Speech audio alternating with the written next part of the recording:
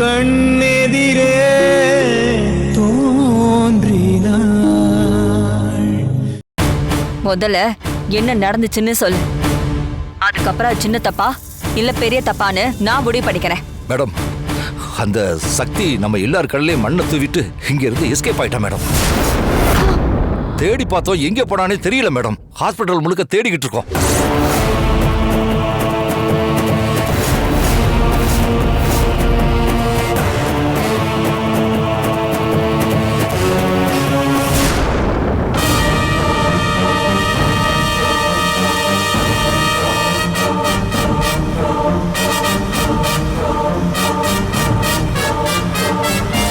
இங்க இருக்கிறவங்களுக்கு பாதுகாப்பு கொடுக்க வேண்டிய இவங்களே இப்படி தப்பான முறையில நடந்துகிட்டா இந்த அசிங்கத்தை வெளியில யார்கிட்ட போய் சொல்றது சார்?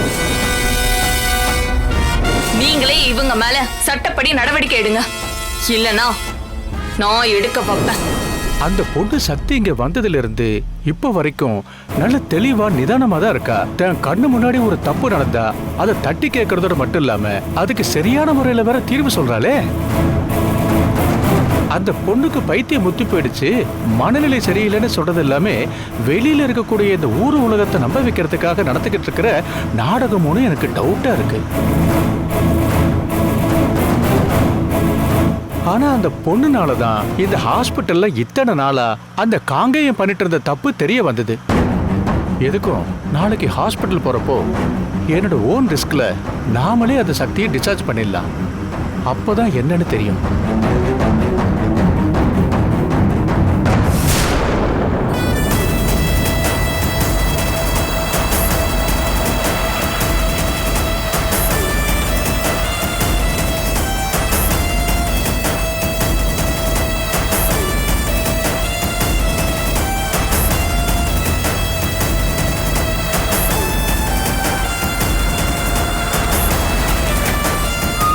நிறுத்துங்க. என்ன சார் ப்ராப்ளம்? சொன்னதா செக் பண்ண அலோவ் பண்ணீங்களா? இல்ல சார், என்ன ப்ராப்ளம்னு தான் கேட்டேன். ஒன்றும் இல்லை சார், பை எலெக்ஷன் நடக்குதுல்ல, சந்தேகத்துக்கு இடமா பொருளோ பணமோ இருக்குதான்னு செக் பண்ணணும் சார். நல்லது சார், நீங்க தாராளமா செக் பண்ணுங்க. நான் டிக்கியை ஓபன் பண்றேன்.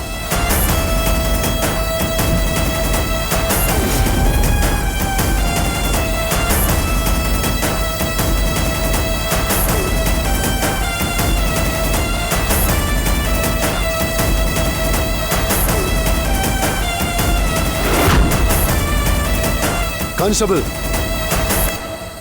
ஒரு நிமிஷம்.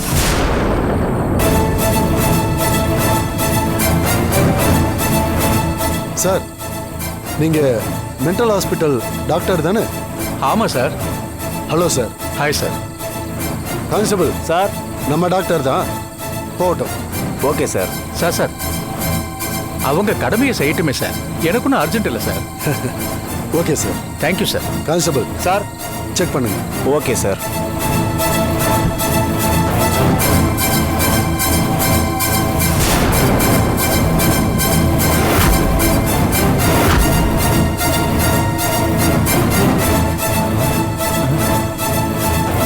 Sir, chappal sir. சார், அது என்னோட செப்பல் தான் சார். ஹாஸ்பிட்டல்ல ஃப்ரீயா இருக்கும்போது போட்டுப்பா சார். கான்ஸ்டபிள் சார், வச்சிரு. Okay sir. நீங்க போங்க sir. Thank you sir. Thank you sir.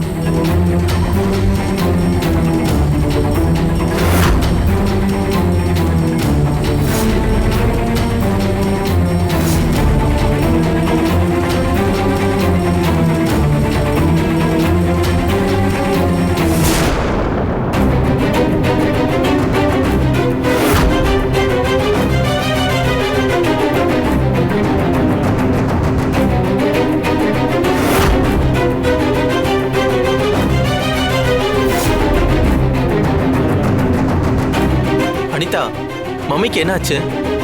Cellphone கீழே விழுந்தது கூட தெரியாம ஏதோ பார்த்து பயந்து போன மாதிரி இவ்வளவு ஷாக் ஆகி நிக்கிறாங்க. அதான் சந்தோஷ், எனக்கும் புரிய மாட்டேங்குது. யூஸ்வலா அத்தை இப்படி இருந்து நான் என்னைக்குமே பார்த்ததே இல்லை. எவ்வளவு பெரிய ப்ராப்ளமா இருந்தாலும் சுயநினைவோட அசால்ட்டா டீல் பண்றவங்க இப்போ ஏன் இப்படி இருக்காங்கன்னு தெரியலையே. நம்ம ரெண்டு பேரும் இப்படி மாறி மாறி பேசிட்டு இருக்கிறது கூட அவங்க காதுல விழாத அளவுக்கு அவங்க ஏதோ பெரிய யோசனையில இருக்காங்கன்னு நினைக்கிறேன். கொஞ்சம் வெயிட் பண்ணு அனிதா. மம்மிய அவங்களோட ட்ரீம் வேர்ல்டுல இருந்து நம்மளோட நார்மல் வேர்ல்டுக்கு கொண்டு வந்தா மட்டும்தான் அவங்க ஏன் இப்படி இருக்காங்கன்ற ரீசன் நமக்கு தெரிய வரும்.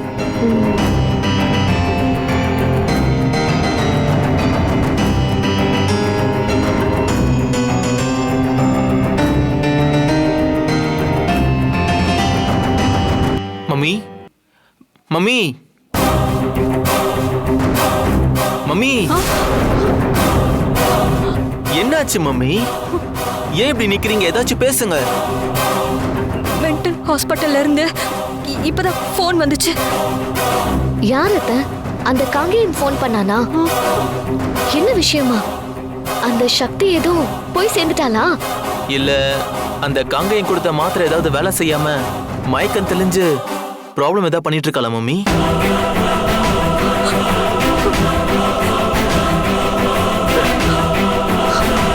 அத்தை,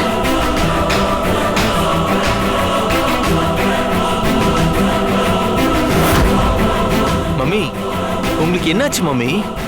ஏன் ஏசி ரூம்ல கூட உங்களுக்கு இப்படி வேர்க்குது? அத்தை, ஏன் வாயை திறந்து எதுவுமே பேச மாட்டேங்கிறீங்க? ஏன் இப்படி வேர்க்குது? தண்ணி வேணுமா அத்தை? தண்ணி குடிக்கிறீங்களா? இருங்க, கொண்டு வரேன். மம்மி, ஏன் மம்மி இப்படி இருக்கீங்க?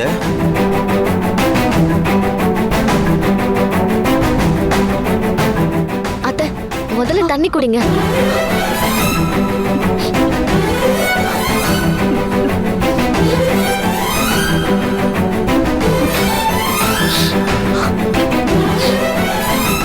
இப்பயாவது என்ன ஆச்சுன்னு சொல்லுங்க அத்தை. நான் இப்போ உங்ககிட்ட சொல்ல போற விஷயத்த நீங்க கேட்டீங்கன்னா ஆ. நீங்க 2 பேருமே என்னை விட பயங்கர ஷாக் ஆயிடுவீங்க.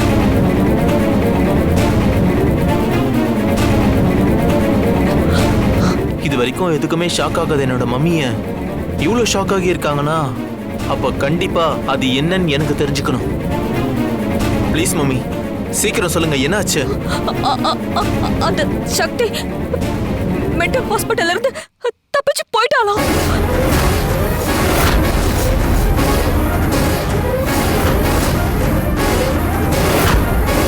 பக்கத்துல இருக்கிறவங்க கிட்ட போய் கேட்டாலும் யாருக்குமே அவ எங்க போனாங்கிறது தெரியலன்றாங்களாம்.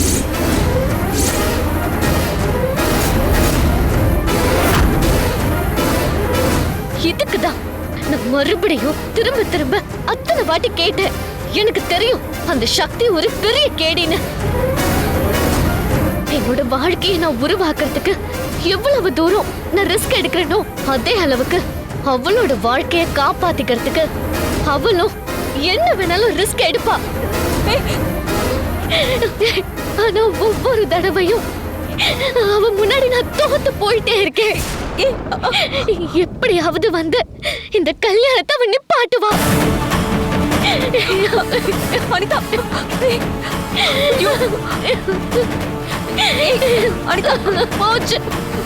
என்னோட வாழ்க்கையில இனிமே கல்யாணம்ன்ற உனக்கு இடமே கிடையவே கிடையாது. ஐயோ போச்சு, எல்லாம் போச்சு. நீ ஏன் இப்படி அழுதுட்டு இருக்க? முதல்ல அழுகை நிப்பாட்டு, கண்ணத்தோட. அனிதா, அனிதா, இந்த வாட்டி நம்ம பாத்தரலாம். நாமளா இல்ல அந்த வேலைக்காரி சக்தியானு? இங்க பாரு, நீ என்ன நம்பல. இங்க நிக்கிறான்ல என் பையன் சந்தோஷ், அவன் மேல சத்தியமா சொல்றேன், உனக்கும் சிவாவுக்கும் நடக்க போற கல்யாணத்தை யாராலையும் தடுத்து நிறுத்தவே முடியாது. நான் பாத்துக்கிறேன். மம்மி, உன்னோட மாஸ்டர் பிளானை காப்பாத்துறதுக்கு என் மேல சத்தியம் பண்ணி என்னையே பலி கொடுக்க பாக்குற பாத்தியா? இனிமே உன்கிட்டயும் நான் கொஞ்சம் கவனமா தான் இருக்கணும். ஏ சந்தோஷ், என்னடா அனிதா இப்படி அழுதுட்டு இருக்கா? நீ என்னடானா எந்த ஐடியாவும் கொடுக்காம சும்மா நின்னுட்டு இருக்க? பதட்டத்துல என்னால எதையுமே யோசிக்க முடியல. ஏதாவது ஐடியா இருந்தா சொல்லு சந்தோஷ். மம்மி, நீங்க ஒன்றும் கவலைப்படாதீங்க. அனிதா, நீ முதல்ல அழுகையை நிறுத்திட்டு கவலைப்படாம இரு. அவளை நம்ம ரொம்ப ஈஸியா பிடிச்சிடலாம். எப்படி சந்தோஷ்? அதுக்கு ஏதாவது ஒரு வழி இருந்தா முதல்ல அதை நீ உடனே செய். அவ எங்க போனான்னு கூட தெரியாம எப்படி நாம உடனே அவளை கண்டுபிடிக்க முடியும்?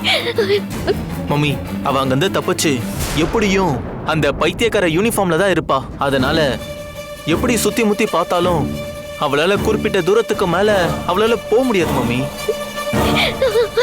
மிஞ்சி மிஞ்சி போனா சிவாவுக்கும் அனிதாவுக்கும் கல்யாணம் நடக்கிற இடத்தை தேடி வர போறா. அங்க எல்லா இடத்துலயுமே நம்ம பசங்களை ஆல்ரெடி செட் பண்ணிட்டேன் மம்மி. அதனால இத பத்தி நீங்க யோசிக்கவே வேண்டாம், நான் பாத்துக்கிறேன். இன்னும் கொஞ்ச நேரத்துல நானே அந்த சக்தியை கண்டுபிடிச்சிடுறேன். சந்தோஷ், கண்டிப்பா நீ சொன்னா கரெக்டா செஞ்சிருவேன்னு எனக்கு நல்லா தெரியும். உன் அண்ணனோட வாழ்க்கையும் என்னோட வாழ்க்கையும் உன் கையில தான் இருக்கு. ப்ளீஸ் சந்தோஷ், உன்னை நம்பிதான் நான் இருக்கேன். அனிதா, என்ன பண்ணிட்டு இருக்க நீ? கண்டிப்பா அவன் சொன்னதை செய்வான். நீ அழாத ஃபர்ஸ்ட். அழாத அனிதா.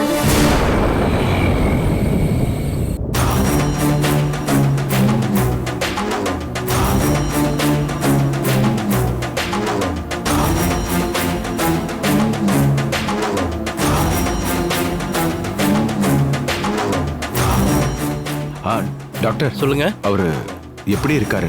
பயப்படுற மாதிரி ஒண்ணும் இல்லையே. ரீசன்ட் டேஸ்ல அவர் மனசு பாதிக்கப்படுற மாதிரியோ இல்லைன்னா அவருக்கு மன உளைச்சல் ஏற்படுத்துற மாதிரியோ ஏதாவது நடந்திருக்கா?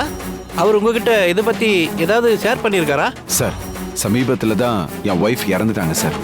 அது சாதாரண டெத் இல்லைங்க. என் சொந்த மருமகளே என் ஒய்ஃபை கொன்னுட்டாங்க. இந்த விஷயம் என் மாமனாருக்கு தெரிஞ்சா அவர் தாங்க மாட்டாருன்னு இந்த விஷயத்த அவர்கிட்ட சொல்லாம விட்டுட்டேன். ஆனா எப்படியோ அவர் தகவல் தெரிஞ்சுக்கிட்டு நேரா வீட்டுக்கு வந்துடுறாரு சார். இந்த இடத்துல தான் நீங்க மிகப்பெரிய தப்பு பண்ணியிருக்கீங்க. யாருக்கா இருந்தாலும் இதை பத்தி முதல்ல சொல்லும்போது கொஞ்சம் கஷ்டமா தான் இருக்கும். அதை அவங்களால ஏற்றுக்கவும் முடியாது, ஜீர்ணிக்கவும் முடியாது. ஆனா உண்மை என்னங்கிறது அவங்க சப்கான்சியஸ் மைண்டுக்கு இதெல்லாம் புரியலன்னாலும் இதெல்லாம் அவங்களோட கான்சியஸ் மைண்டுக்கு ரொம்ப தெளிவா புரியும். அவங்க பொண்ணு இறந்ததை நீங்க அவங்கள்ட்ட இருந்து மறைச்சிருக்க கூடாது. அதனாலதான் அவருக்கு ஸ்ட்ரெஸ் ஆரம்பிச்சிருக்கு. வீட்டுக்கு வந்ததுக்கு அப்புறம் என்னாச்சு, அவர் எப்படி ரியாக்ட் பண்ணாரு? நீங்க அவர்கிட்ட என்ன காரணத்தை சொல்லி சமாதானப்படுத்தினீங்க? இல்ல சார், எங்க டாக்டர் அவர் சமாதானப்படுத்த விட்டாரு. வரும்போதே கையில ஒரு பை வச்சிருந்தாரு, அதுக்குள்ள பெரிய அருவா ஒண்ணு வச்சிருந்தாரு. வந்தவரு இத நிக்கிறாரே எங்க அண்ணன் ரத்னம், அவரை போட்டு அடி பின்னிட்டாரு. அதுக்கப்புறம் நானும் அவர் பையன் அருணும் பக்கத்துல இருந்ததுனால நடக்க இருந்த பெரிய சம்பவத்தை தடுத்து நிறுத்தி அதுக்கப்புறம் அவர்கிட்ட நடந்த உண்மை எல்லாத்தையும் எடுத்து சொன்னேன் டாக்டர். ஆமா, இவ்வளோ டீட்டெயிலா சொல்றீங்களே, நீங்க இவருக்கு என்ன வேணும்? இவன் என்னுடைய தம்பி மாதிரி சார். ஆஹா, முதல்ல ஒரு விஷயத்த நீங்க தெளிவா புரிஞ்சுக்கணும். அவருக்கு வந்திருக்கிறது சைலண்ட் ஹார்ட் அட்டாக். மாரடைப்பும் நெஞ்சு வலியும் ஒரே நேரத்தில் அவருக்கு வந்திருக்கு. இந்த மாரடைப்பு வர்றதுக்கு முக்கியமான ரீசன் ஓவர் ஸ்ட்ரெஸ். தன்னோட ஸ்ட்ரெஸ்ஸை யாரால கட்டுப்படுத்தவே முடியலையோ அவங்க எல்லாருமே இறந்து போறதுக்கு 100% சான்சஸ் இருக்கு. என்ன டாக்டர் சொல்றீங்க? அப்ப ஸ்ட்ரெஸ்ஸை கண்ட்ரோல் பண்ண முடியலனா இறந்து போயிருவாங்களா? ஆமா, கண்டிப்பா இறந்துருவாங்க. ஆக்சுவலா என்னன்னா இந்த வலி பயங்கர பெயினா இருக்கும். அந்த நேரத்துல அவங்கள சரியான நேரத்துக்கு ஹாஸ்பிட்டல் கூட்டு போயிட்டு ட்ரீட்மெண்ட் ஆரம்பிக்கலன்னா யார் நினைச்சாலும் அவங்கள காப்பாற்றவே முடியாது. நல்ல வேலை, சரியான நேரத்துக்கு அவருங்க கொண்டு வந்து சேர்த்துருக்கீங்க. நீங்க ப்ராப்ளத்தை சொல்லிட்டீங்க டாக்டர். இதுக்கு என்ன மருந்து மாத்திரை கொடுத்து சரி பண்ணலாம்? இமிடியேட்டா இவருக்கு சர்ஜரி ஒன்று பண்ணணும். அதுக்கு 50 லட்சம் ரூபா செலவாகும் சார்.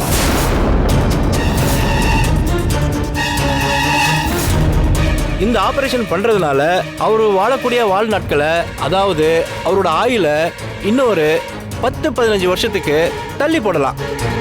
அதே நேரத்தில் மறுபடியும் அவர் இதே மாதிரி ஸ்ட்ரெஸ் ஆகாம ரொம்ப கவனமா பார்த்துக்கணும். முதல்ல நீங்க ஆபரேஷன் ஸ்டார்ட் பண்றதுக்கு 50 லட்சத்தை ரெடி பண்ணுங்க. மற்றதெல்லாம் அப்புறமா உங்களுக்கு எக்ஸ்பிளைன் பண்றேன். அண்ணே, இப்ப 50 லட்சத்துக்கு நாம என்னென்ன பண்றது? திடீர்னு அவ்வளவு பெரிய அமௌண்ட்டுக்கு என்னென்ன பண்றது? ஏண்டா, நீ என்ன முட்டாளா என்ன? கிழவனோட கண்டிஷன் என்னன்னு சொல்ல வேண்டியது டாக்டரோட கடமைடா. ஓபன் ஹார்ட் சர்ஜரி பண்ணணுமா வேணாமான்னு முடிவெடுக்க வேண்டியது நம்மளுடைய உரிமை. அண்ணே நீங்க என்னன்னே சொல்றீங்க, ஒண்ணுமே புரியல. டேய், இப்பவும் கடவுள் நமக்கு நல்லதாண்டா பண்ணிருக்காரு. நீ கொஞ்சம் நல்லா யோசிச்சு பாரு. அந்த சீதாவால நாம எவ்வளவு குடைச்சல அனுபவிச்சோம். அவளுடைய அப்பன் இவனால நமக்கு எவ்வளவு பிரச்சனை வரப்போகுது. இப்பவே குழப்பம் நடந்துகிட்டு இருக்கு. இவனை ஆளை வச்சு போட்டுட்டு நாமளே சிக்கல்ல மாற்றதை விட இந்த ஆபரேஷன் பண்ணாம அப்படியே விட்டுட்டோன்னு வையேன், மக செத்து தொலைஞ்சதையும் பேத்தி பைத்தியகார ஹாஸ்பிட்டல் இருக்கிறத நினைச்சு ஸ்ட்ரெஸ் ஆகி மனுஷன் இவனே தானா மண்டைய போட்டுருவான். டேய், காசு கொடுத்து இவனை காப்பாத்துறதுக்கு பதிலா அப்படியே விட்டுருவோம் ஒதுக்கி. மத்த எல்லாத்தையும் அவன் பாத்துக்க போறான்.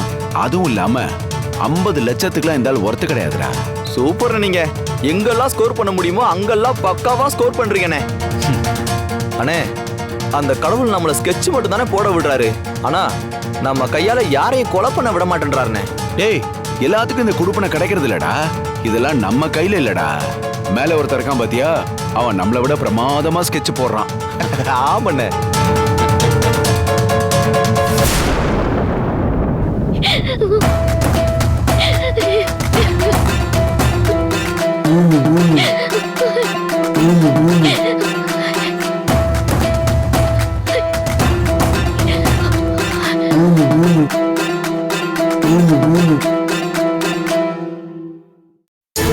சந்தோஷ்,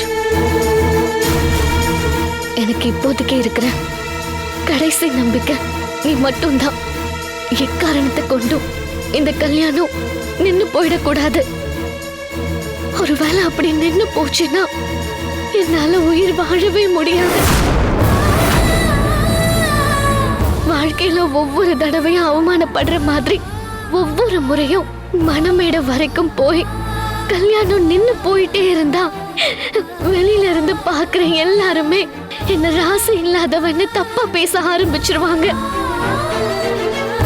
அது மட்டும் இல்லாம உன் அண்ணன் சிவாவை என் மனசுக்குள்ள ஹஸ்பண்டாவே நினைச்சு நான் வாழ ஆரம்பிச்சுட்டேன்.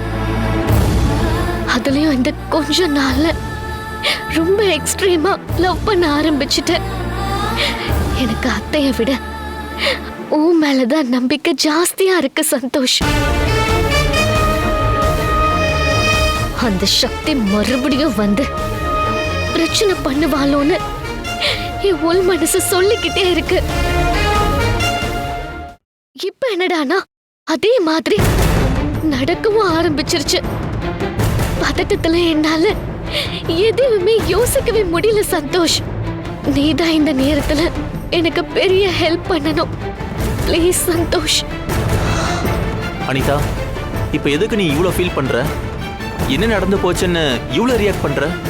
இது எல்லாமே ஒரு வேலை நடக்கிறதுக்கு வாய்ப்பு இருக்குன்னு நம்ம இதுக்கு முன்னாடியே டிஸ்கஸ் பண்ண விஷயம் தானே. அந்த சக்தி அங்கிருந்து தப்பிச்சாலும் அவளால ஒன்னும் கட்ட முடியாது. தப்பிச்சு அவ எப்படியும் அந்த பைத்தியக்கார யூனிஃபார்ம்ல தான் சுத்திட்டு இருப்பா. தேடி பிடிச்சு கல்யாணம் நடக்கிற இடத்துக்கு வந்து சேர்ந்தா அதிகபட்சமா அவளால அது மட்டும் தான் அனிதா பண்ண முடியும். விடிஞ்சாதான் நீ இன்னும் அதிகமா பதட்டப்படணும். விடியறதுக்கு முன்னாடியே அந்த சக்தியை நைட்டோட நைட்டா நானே களத்துல இறங்கி பசங்களை வச்சு முடிச்சிடுறேன். அவளோட பிரச்சனையும் இந்த நைட்லயே முடிஞ்சிரும் அனிதா. நீ கல்யாணம் முதல்ல பண்ணணும். அதனால எதை பத்தியும் யோசிக்காம என் அண்ணனை கல்யாணம் பண்ணிக்கிட்டு எங்க ஹனிமூன் போகணும்னு மட்டும் ஹாப்பியா யோசி. மற்ற எல்லாத்தையும் நானும் மம்மியும் பார்த்துக்கிறோம். மம்மி, நீங்க அனிதா கூட இருந்து பார்த்துக்கோங்க. நான் டைரக்டா கிளம்பி போனா மட்டும்தான் வேலை இன்னும் சீக்கிரமா நடக்கும். அது மட்டும் இல்லாம நம்ம போலீஸ் ஸ்டேஷனுக்கு அலர்ட் கொடுத்தா மட்டும் போதாது. அவளை கரெக்டா கண்டுபிடிச்சு தூக்கணும்.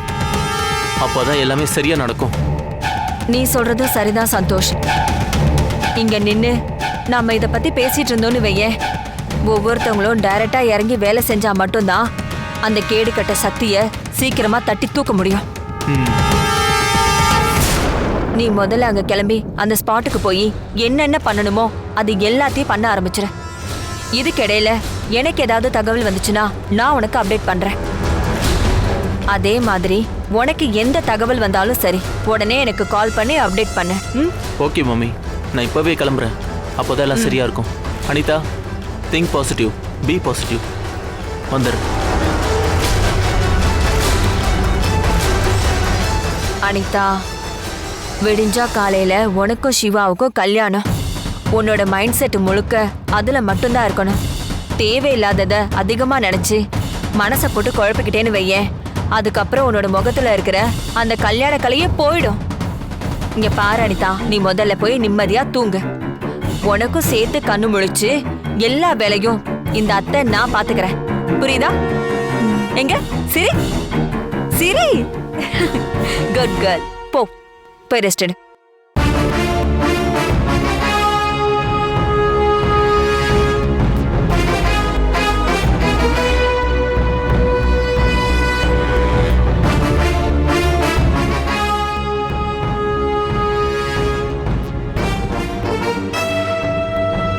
இந்துமா எதுக்கு இப்ப ஃபோன் பண்றாங்க? எடுத்து பேசுங்கண்ணே. அம்மா சொல்லுங்கம்மா. ரத்னா, இப்ப நீ எங்க இருக்க? நான் ஒரு வேலையா வெளியில வந்திருக்கேம்மா. உன்கிட்ட நான் ஒரு முக்கியமான விஷயம் பேசணும். சொல்லுங்கம்மா, நான் தனியா தான் இருக்கேன்.